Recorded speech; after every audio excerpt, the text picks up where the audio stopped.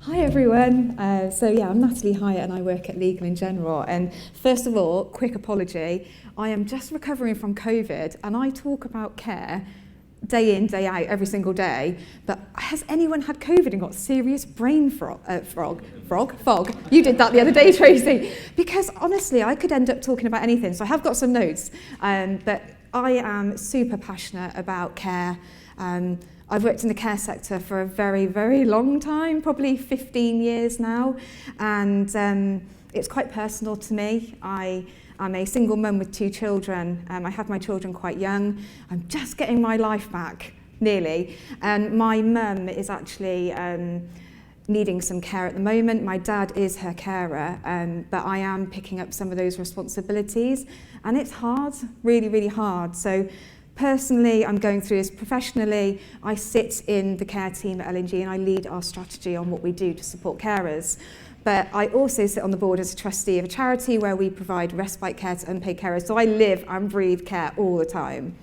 And the one, I suppose, rhetorical question to you guys really today is, are we doing enough to support our working carers? Is it high on the agenda for us?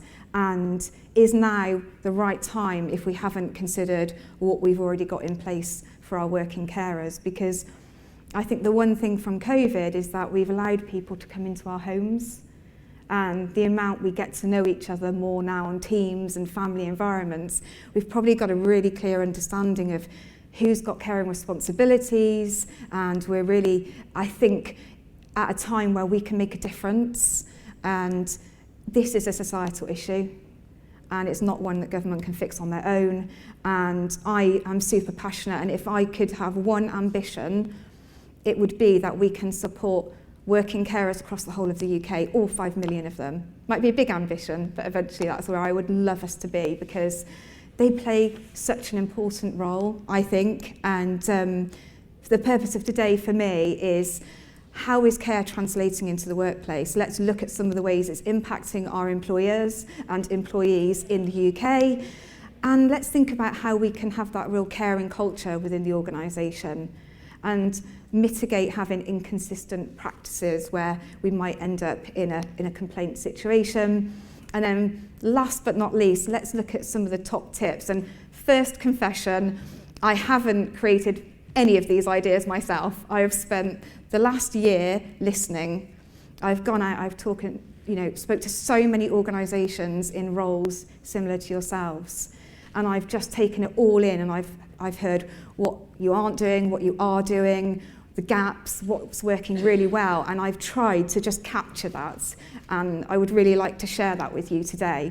So looking at your roles, I suppose, within your organisation, for me, I think you've got this role to protect the business, but you've also got that role to protect employees and look after your colleagues across the organisation. And this number here is just looking at a company with around 5,000 employees, and looking at lots of assumptions that we've been doing in our research is probably the amount that you could save annually if you support your employees with that practical and emotional support. But on a macro level, care is costing UK businesses about £8 billion every single year. You know, it's a lot of money. That's the same amount that long COVID is costing us. So it's such an important role. We all have family, we all have loved ones. And as I said, it is that, that societal issue that I think we can all play a role in. And that figure might be higher or lower depending on the organisation that you work in. It largely depends on the demographics of your workforce, what sector you work in. Traditionally, a carer is probably 30 plus, maybe 45 to 65 years old at the peak of their working career. I have got this tool available, so we're on stand 14, I must mention that. If you want a copy of any of these things we're talking about, I can share them with you. But what do we know about our working carers within the organisation? Do you know how many working carers you've got within your business? Have you looked at the numbers? Have you gone out and have you engaged with employees and asked them the question, are you a working carer? And a lot of organisations that I've spoken to have said, actually, do you know what? We don't know. We know we have working carers, but we don't know how many. Either we haven't asked the question, or we have, but we're not getting the numbers back. And that is probably because most people probably wouldn't say they're a carer. I'm not a carer. I am not going around getting my mum washed and up in the mornings, but I am providing some caring responsibilities, but I'm a daughter. And then the other side of it is the stigma attached with being a carer. Sometimes it's hard to turn around and tell our employer that, yeah, I am caring for someone, because how's that going to impact me in my role, and what's going to happen if there's redundancies and things, and sometimes people just don't feel comfortable sharing it. But they are there, and normally we say there's about 1 in 7 employees who are juggling caring responsibilities, and 90% of them are aged over the age of 30 at the peak of their working career. And so I think when we look at the impact on mental health and well-being, to hear that over 70% of carers are struggling with their own mental health and well-being, that's a high number. And caring, have any of you gone through this with a loved one? Because it is hard, isn't it? It's quite emotional. Most of the time you meet it at crisis point, and it really does impact your well-being as well. And sometimes we forget that who cares about the carer? And a lot of the time, if you're anything like me, children who are nearly grown up but not quite, if they ever do, and juggling parents, you're that sandwich generation, you're trying to do all of it, spin all of those plates, and it can be quite difficult. So I think there is things out there. I wanted to just mention this CIPD report, because I actually think that this report's quite good, focusing on the 3 areas. What are the challenges that working carers are facing? Brilliant to address these challenges. And what sort of support is out there? What exists already? And what are the benefits for you in your role by supporting your working carers? But I just feel like there's a 4th bit missing. So when we look at this, well, what next? So what do I do? How do I go about doing it? When do I do it? Do I do it? And I feel like that's the bit where we need to do a bit more to start focusing on that. And I think when we start looking at the challenges, if we don't do this, our impact on mental health and well-being, even just putting the simplest form of care in place, could take 2 weeks. Finding care is incredibly difficult. There is a lack of care workers in the sector. And so we, as family members, children, nephews, nieces, we're picking up those responsibilities. And most of the carers that you talk to don't feel supported. And I think that's genuinely quite sad. And how do we change that? But for most people that I've actually spoken to today, there is a real focus on financial well-being. And one of the things that I was thinking about is, it is a big focus right now, isn't it? We're looking at perhaps mid-year pay rises, we're looking at what we can do. But imagine if you were a carer. 39% of carers are struggling to make ends meet. And so if you had to reduce your working hours or leave work, 600 people every day are leaving work to care for a loved one, how is that going to impact you financially? And one of the questions I had is, if I came to you and said, well, I've got an opportunity here for a job, it's £1.99 an hour, would you take that role? Because if you leave work and you aren't earning, that's how much carer's allowance is paying you based on a 35-hour week. How can anyone live on that financially? We want people to stay in the office, we want them to be present in their role, we don't want them having time off work sick. And the financial impact of that is if we can keep people, employed, they're putting into their pension, they're not reducing their hours and impacting their own financial future. And then the last bit, diversity and inclusion. And I watched a lady on stage recently, and she was talking about diversity and inclusion. And she said something, and I thought, oh my God, this really resonated with me, because she said, you can have a diverse workforce, you'll have working carers within your organisation, but should we be treating diversity and inclusion separately? So because you've got this diverse workforce, are they feeling included? And do we tackle those things differently? And I thought that was quite an interesting take on things. But I have to mention women. We are 4 times more likely to take on a caring role.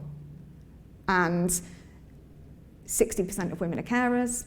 And when you look at Gender pay gap, we talk a lot about that. We talk a lot about women having time out of the business to raise a family. You're coming back into the workplace. We want targets in place to get a certain number of women in board roles. But rarely do we ever address the impact that it has when you're hitting 40, 50 years old and you're having those caring responsibilities and perhaps taking time out to care for a loved one. And so for me, the benefits of supporting our working carers, we want to retain talent. We don't want to lose that talent and have expensive recruitment and retraining costs. We want to reduce sickness and time out of the business. But presenteeism, honestly, when I spent 2 weeks looking after my mum whilst my dad had his knee replaced, honestly, I was not present. I had a million phone calls to deal with. I was going backwards and forwards. And so for me, presenteeism is a real issue. And we need to help our working carers with that, but just helping them feel more supported. So just coming to the practical side of things now, creating that caring culture, ask your employees, listen to them, voice surveys. Rather than saying, are you a carer, when people aren't thinking that they are, ask them questions which can help draw out that information. Some of the best examples that I've seen is where you've got somebody in the leadership team that's saying, I've been through this, and here's my story. And it allows people to open up and share their experiences, have that role model within an organisation, and put your money where your mouth is. It's quite a bold statement to make, but EAP is brilliant surface level to go and get that quick question. Navigating your way through care is extremely difficult. The amount of times I've heard, well, Mum can just sign a house over to me as long as I live 7 years, it's fine. No, that's inheritance tax. Local authorities can go back indefinitely and look at assets and if you've deprived yourself of paying for care. What happens if you don't have a power of attorney in place? I heard a story where they actually signed the power of attorney paperwork whilst their dad was in hospital and actually helped his hand to sign it. I mean, if you don't have that in place and a loved one loses capacity, it's quite complicated to sort that out. So having access to expert advice and guidance from an expert, a true expert, will be so valuable. But your recruitment processes, do you talk about, within our organisation, we've got this benefit, we really support working carers. Have you had CVs? Perhaps someone's got gaps in their CV. Have you had a more flexible approach and say, well, actually, they're the right fit, but they have got these gaps, but working carers, they play a good role in society, and they're doing great things. So sometimes there may be gaps in CVs, and it's sometimes trying to look past that. And it's the small things that matter. If you have a register of your working carers, reach out to them. Just somebody that can say, how is Mum? How is she doing? That means so much. And a couple of other areas. We've touched on diversity and inclusion. We've touched on the Great Resignation. I think through COVID, nobody's really looked at changing their roles. From what I hear, people are thinking, well, it's been a couple of years, I might start looking around. People want more flexibility. You definitely want to be able to recruit talent and retain the talent that you've got within your business. And I've heard pretty much from nearly everyone I've spoke to today, it's not just about pay. It's about the benefits that you can offer your employees. And so thinking about all of the areas of support, I just believe that now is a turning point where we can do more to support carers, because when you look at the value of the care system, I think it's something like £140 billion every year. And 100 billion of that is the price tag associated to informal carers.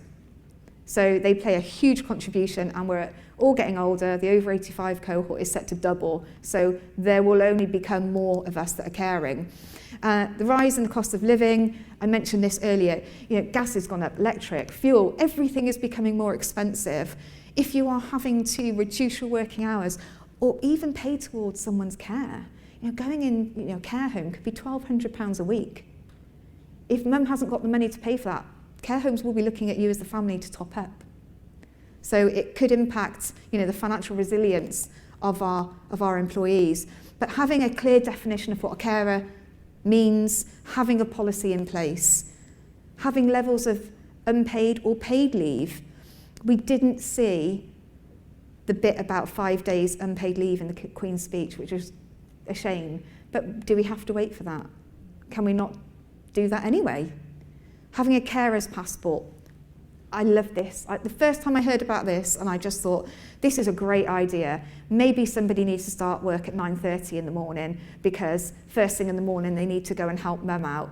And that would mean so much to them, but having it documented is so good. And if they move into a different role within the organisation, they can take that passport with them. But a big one that we do a lot is line manager training. How do we help our line managers to be able to have those conversations with our team members and understand them, find out if they are in a caring role? Another thing, when you're doing induction programs, are we explaining what benefits you get? Honestly, when I joined Legal & General, probably any other company as well, no one's really ever taken me through the benefits that you get.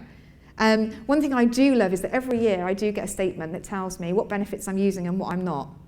And that I find very valuable. I'm part of our Legit network at L&G, and that's where us as family and carers, we can all talk to each other, share stories, find out what access is available. And I think a family and carers network within an organisation is really, really valuable. And engaging senior leadership teams, they have the power to open up those conversations, but flipping it on its head, reverse mentoring.